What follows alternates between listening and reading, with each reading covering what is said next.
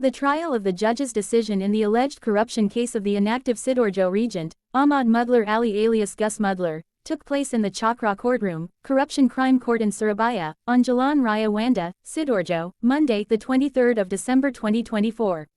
Around 100 supporters of the defendant Gus Muhdlor were also present to cheer him on by attending the hearing to read the verdict in the Gus Muhdlor corruption case, both inside and outside the Chakra Courtroom at the Corruption Crime Court. The verdict hearing, which started at 11:00 WIB, was chaired by Chief Judge Putu Sri Indayani. The panel of judges read out their minutes before reading out the verdict in the alleged corruption case against defendant Gus Muhdlor.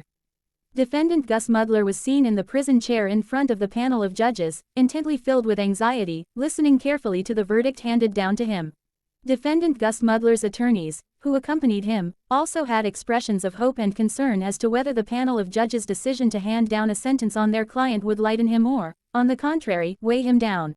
At this decision hearing, Chief Judge Putu Sri Indayani finally sentenced him to 4 years and 6 months in prison with a fine of 300 million rupiah, subsidiary 3 months in prison.